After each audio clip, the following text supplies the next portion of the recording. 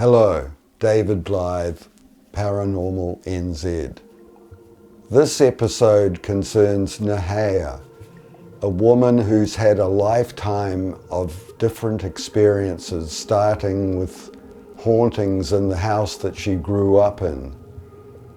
What I find fascinating about her story is that we return to this UFO triangle on the north shore of Auckland, where Lake Papuki and out to Rangitoto is a whole area of many sightings. Nahaia has had some extraordinary sightings in our own UFO triangle here in Auckland, New Zealand. Well, I was born in London and came over when I was 9 months with two sisters and my mum and dad. My father's a Kiwi, so he met my mother in England, who was English, and she was an actress, and my father was gave everything a go, if you like, jack of all trades. So we arrived in New Zealand, and I was brought up in New Zealand.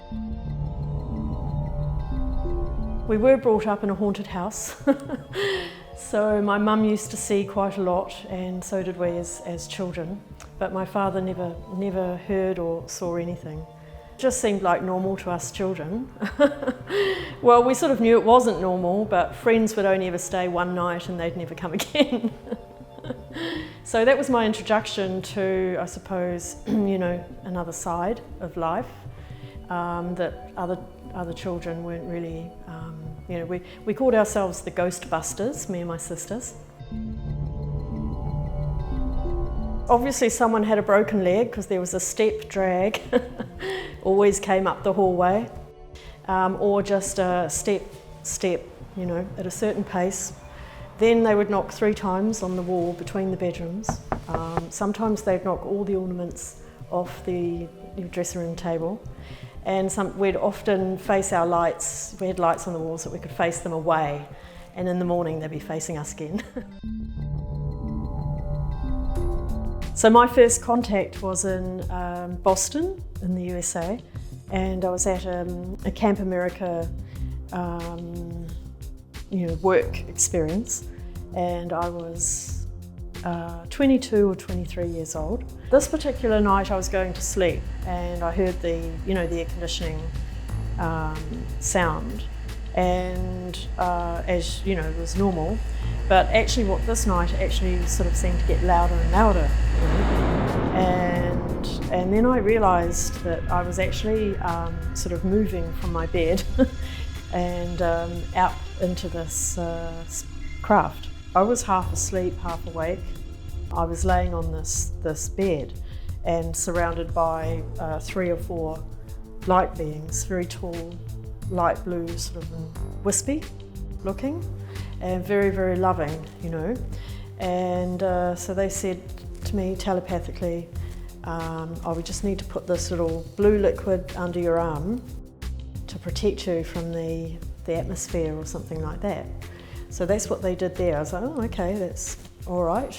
And then off we went. Eventually we landed on another planet. We all got out, and then I had all these friends who sort of looked part human and were human looking, racing towards me saying, oh my gosh, we haven't seen you in so long. So we all sat round a fire and talked what it seemed like all night and caught up, and then they're like, oh, it's about time, we better take you back. So off we went back into the craft, and sure enough they put me back into my bed. And I sort of heard the air conditioning, or it wasn't that, but the sound again as they were leaving. When I woke up in the morning, I felt like I'd definitely been away. Back then I didn't know the term starseed, I didn't know where I was from, what I was doing here. Now from what I know, from what they tell me, is that I'm here as ground crew. I'm on my first and last life on Earth. Because after that particular time, I actually had a breakthrough, like an epiphany of what my life was meant to be for, and I knew what to do next. And then when I got back to London, I started seeing a lot of activity in the skies.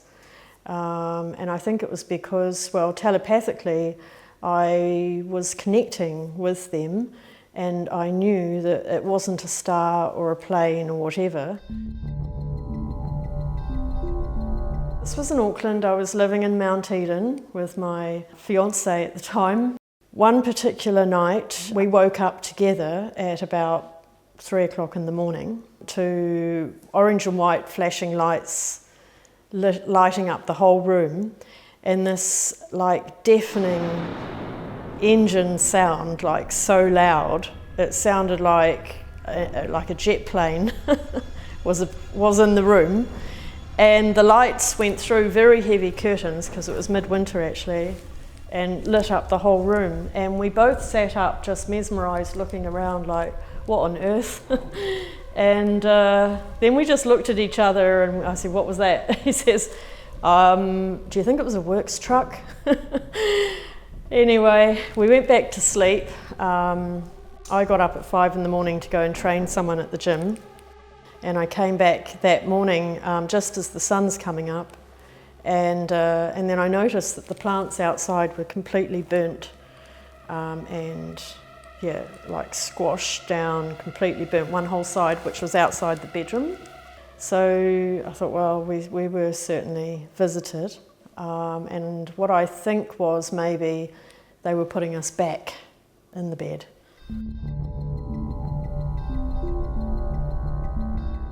From this house, mostly everything I saw was in the evening or early hours of the morning. And I had like binoculars where I could watch, and I saw all sorts of interesting things through my binoculars for hours on end. I would see often like a golden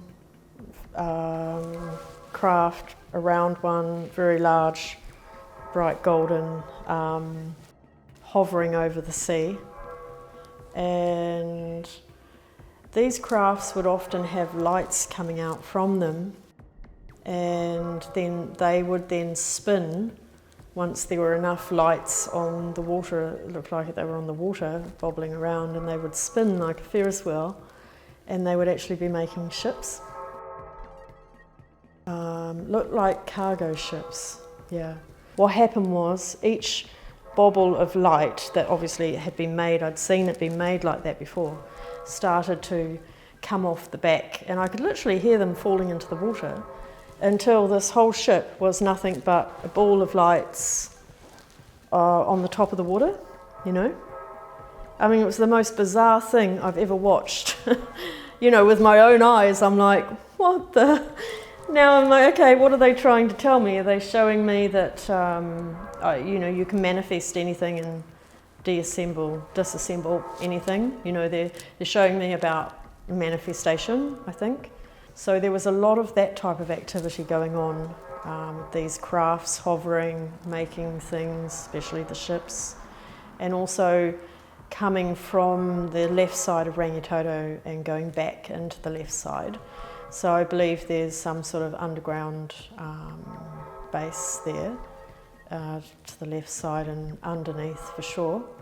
They certainly like that area of the water. This one particular night I thought I want to stay awake for the process of being from my bed, getting onto the craft and having this teachings. And then I was looking around the room, and actually the walls, the skirting started to disappear, all the hard fixtures, not so much the walls but the around the edges. And then eventually one wall would completely disappear, and then the next wall, and then... So I think what they used to do was dematerialise me and rematerialise me. And I think for that particular time, you know, I just wanted to be awake and present for it. I said, well, where am I from then?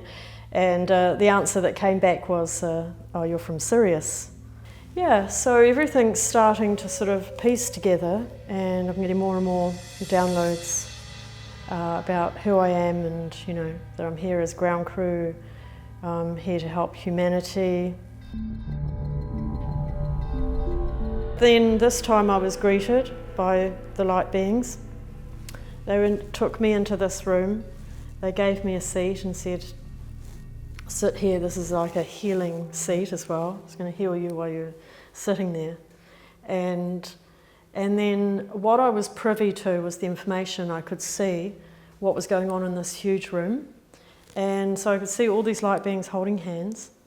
And I don't know how many there'd be, because there was that many. I couldn't see the end of the circle, you know, that's how big it was. Maybe thousands, okay? And inside in the middle were like these sort of, you know, maybe the greys or reptilian type creatures. And they were like suffering anyway, suffering and almost looked like they were suffocating. And they're like this in the middle. And all the very beautiful light beings were holding hands, like joined. And these creatures were in the middle, you know, a lot of them. And then so I looked up, and then I realised, oh, there's like a dome. It was a dome shape above on the roof side. And then I realised, oh, there was all this love frequency coming from the top of the dome, and that's actually what was killing them off. I thought, oh my God, that's brilliant. So you see, love, actually they can't survive in it. They only thrive in fear.